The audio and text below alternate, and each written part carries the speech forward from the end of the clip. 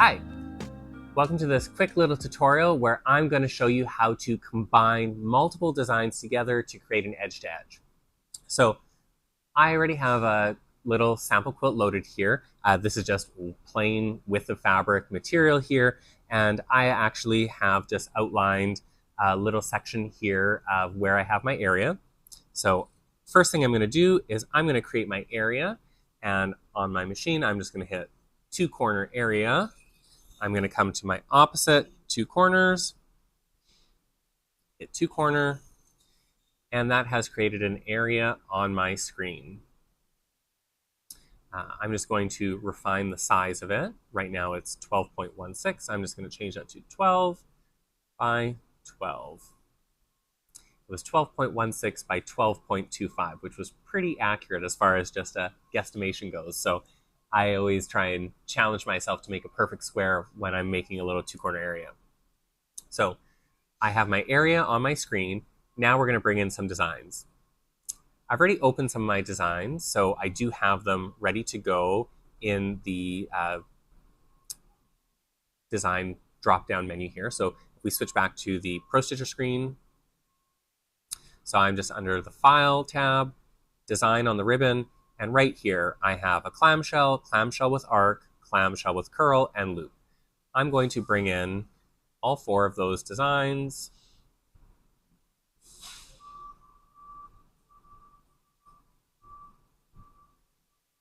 There we go. And they have just been thrown on my screen, and they are stacked all one on top of each other. My original clamshell here, we'll check the size, so modify, resize. This one is 3 inches by 1.5. I like that for a size, so we will resize our other designs to match. So that was 3 inches, we're going to bring that down to 1.5. And on the width, change that to 3. If I wanted to be smart about that, I'm going to lock my aspect ratio.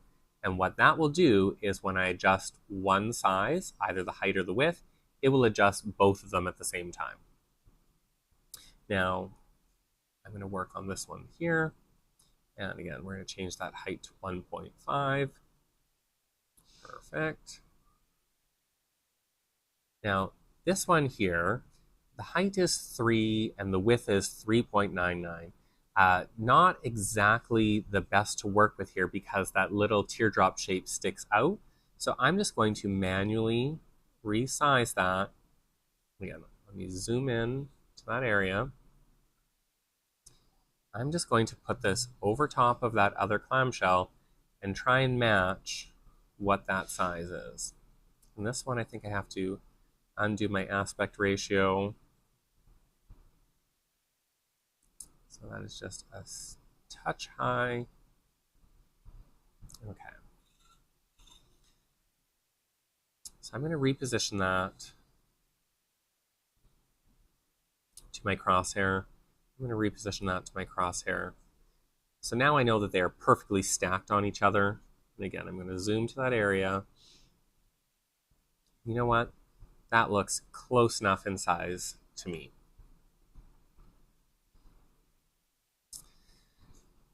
So if we wanted to create an edge-to-edge, let me move these designs off to the side. We'll just start with this plain clamshell.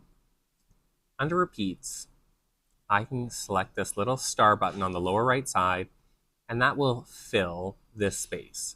And what that does is it automatically does the repeats in the width and height, so it does not go outside of our area. And again, for this, I think it needs one more vertical, and it's okay for a design, but this doesn't look that great as is. What we need to do is go to Wrap, and under Horizontal, select our row as half. And that offsets every second row by half of a design. So now our clamshells actually look like clamshells. Now, this could look great to stitch out on its own, but what I would like to do is incorporate some of these other designs at the same time. So I'm going to select No Wrap, under Basic, No Repeat. Get back to our individual unit. If I wanted to Let's just mock this up to see what a repeat like that would look like. I'm going to turn on my multi-select, select these in order. I'm just going to hit baseline, and let's see what that looks like when it's repeated. So without the offsets, it looks a little funny. So let's go to wrap, offset that row by half. That's not too bad. It put that little teardrop shape half a design over. Because we had 4 clamshells, half of that was 2 clamshells over, so every other one is twice over. This could be an interesting design. Is it my favorite? No, not necessarily. So we're going to redo it. We're going to go no wrap, go back here, no repeats. And actually I baseline those together, so we actually need to go edit and undo and go back through those steps to before that baseline. Okay. Now I can interact with them as individual units. Let's say we want to do 2 different rows of multiple designs. So we'll do one row where we have the empty clamshell with this little curl, and we'll do the other row with the little sweeping grass and the teardrop shape. So let's focus on joining those first 2. First thing I'm going to do is I'm going to go modify, reposition, and on this clamshell I'm going to reposition the endpoint. I'm going to select my next one and reposition the start point. I'm now going to deselect all, lower left side, turn on my multi-select, and select my plain clamshell and that second. And I'm going to baseline those together, turn off my multi-select. So now we have our joined pair here, and we still have our individual units down below. I'm going to throw those off to the side. We might use them later. Now I'm going to join the second pair. So I'm going to repeat the process, reposition. We'll do this one to the left, or sorry, we'll reposition the start point so it's on the right. This one will reposition the end point so it's on the left. Turn on my multi-select, grab my second unit, and baseline them together. And there we go. Okay. So now let's take a look at this. We're going to go repeat, and we'll go to wrap, do that half row. That's okay, but that clamshell really shouldn't look like that. Because we had multiples of 2, it moved it over a whole clamshell when we really only want it moved over a half a clamshell. So using wrap is not going to work in this scenario. Let's go no repeat. So for this, I'm going to manually change my repeats so I have more than enough to cover my width. So that was 3 repeats. I'm going to baseline it. I'm going to do the same thing with this one. I might just throw in 4 repeats just so I have extra to work with. Baseline it. And now I'm going to manually join these 2 together. Something like that, where they will nest together nicely and give me a much more interesting edge-to-edge design. Now, while I'm at it, if I want this to stitch out nicely, I could have that first row stitch left to right, and then I could choose to have this the second row stitch right to left. Now in Pro-Stitcher Premium, we have swap, which means I could just change my start and end points to be in the opposites. In Pro-Stitcher Lite, we do not have that option. But what I can do is go to Modify. I can choose under the Rotate tab, Mirror Image. And what that did was flip my entire row around. So the little grass things now point to the left instead of the right, but I think that's okay. I'm not stressed or worried about that. So that row is going to stitch left to right. Now again, to reposition these, this is where knowing your math helps. So I'm going to hit baseline just because I've made that switch, and I'm going to reposition this one to our end point, which is right there, and this one I'll reposition to my start point. Now if we remember that each of those clamshells was 3 inches wide, an inch and a half tall. So under reposition, I'm going to change my nudge to 1.5 inches. So when I raise it up an inch and a half, it's going to stack neatly over top of that clamshell. And when I move it over to the right, an inch and a half, it's going to nest perfectly. So I like the look of that. So I'm going to turn on my multi-select, grab my second design, and you can see it's added a little jump to the end, and that's okay. We'll clean that up in a moment, and select baseline. Turn off my multi-select. If we now go to repeats and just increase our vertical repeats, our design will stitch out perfectly left to right, right to left, left to right, right to left, but we still have those jumps. But if we now go to modify, align, and say align the bottom of the vertical rows and the horizontal center, and take another look at our area, this is how that could stitch out. Now, I don't love how that looks because it's cutting out the curl on the left and the right, and I'm thinking, let's adjust that over. Much better. Now our teardrop's cut in half. We have teardrops in the center, teardrops on the right, and we have the 2 curls. So if I like this, I'm going to go ahead, I'm going to crop, and I'm going to crop the outside. I'm going to close my edges, and I'm going to hit baseline. And what that has done is it has cleaned up almost every single little jump that I had, except for the little bits that are on the left there, from the end of one row to the beginning of our next. Now, there is a more detailed way to join these together using the mark tool. I'm not going to worry about this because what we can actually do is, because that's the edge of our quilt, any of those little jumps are going to be buried underneath our binding, so I'm not going to stress about it. And again, I'm going to go ahead and delete these little extra pieces that we no longer need.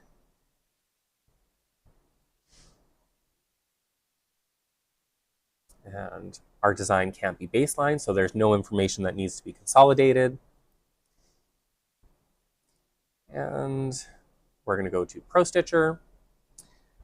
I have my stitch turned on, tie-offs at the beginning and end, pull-up at the beginning turned on. I'm also going to turn on Trace Area. And what that's going to do is it's going to stitch my square perimeter where my area is. I'm going to select the Run button. It is going to ask me to verify my settings and then also make sure that my needle is up. That means it's about to move, and I'm going to hit Proceed. And we're going to start quilting out.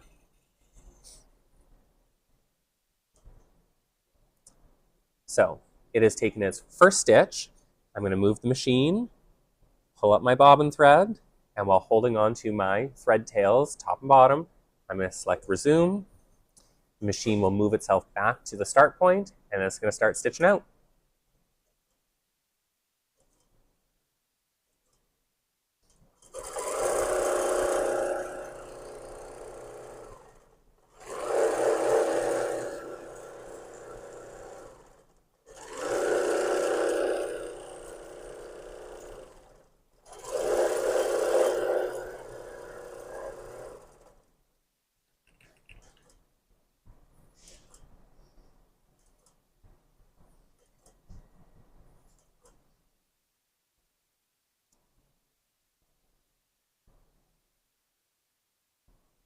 Now we're going to go back to Pro-Stitcher, select Run, and now that it's finished tracing the area, it's now going to stitch our design.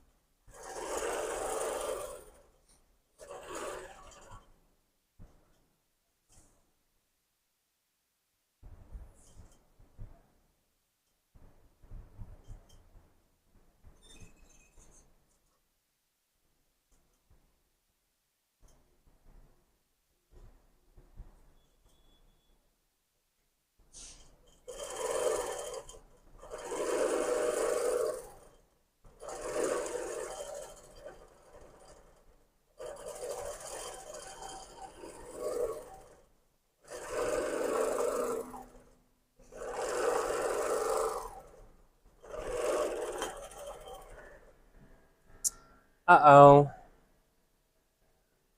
We have run out of bobbin thread. So, how do we fix this? Well, first off, we have our spare bobbin here.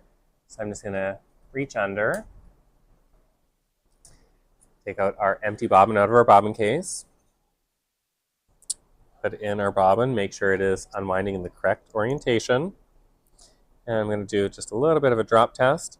There should be a little bit of movement going down. There we go. So when you grab the thread, give it a little jiggle, it should go down. I'm just going to clip off so I have maybe about 6 inches of a thread tail here. Now, normally this is an excellent opportunity to brush out the area, or depending on your machine model, use some compressed air or a blower to clean out any dust that's there. And also give a drop of oil to the hook area on your machine, and 20 minutes. And first thing I need to do is now clean up this bobbin area here.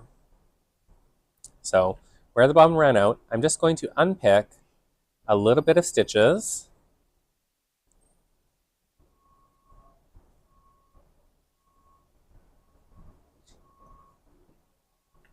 Just so I can get these little tails here. And again, maybe I'll switch to, if this camera is a little better, the needle camera. I've just unpicked to here. Now I'm just going to leave those off to the side, and I'm going to find a position just before where that ended to start my new stitching. So on the Pro-Stitcher screen, what I need to do is I've moved my needle, and in turn that means that my crosshairs move to where I want this new position to start. Under the Pro-Stitcher tab, I'm going to select New Start and End. And on the right-hand sidebar, under the Start, I'm going to select Auto to turn it on, and that will automatically move the starting point to my crosshairs. Now, if I do not turn that off, and here I'll show you, when I leave it on, see how that little starting point is following my crosshairs? It'll jump around from place to place. So once you find that position, make sure you select the Auto again to turn it off. Now, any button that is highlighted in dark green means it is selected. So I have my new position. Now I'm going to go Pro-Stitcher, hit the quilt button on the ribbon, select the run. Again, make sure needle is up. It is. Select Proceed. Now, it has done one stitch to allow me to pull up my bobbin thread. I'm now going to hit Resume on the screen, and it will move itself back to that starting point and continue stitching. And again, it's going to stitch right over the previously stitched portion. And I'm just going to move those threads out of the way so I can deal with them once I'm done quilting.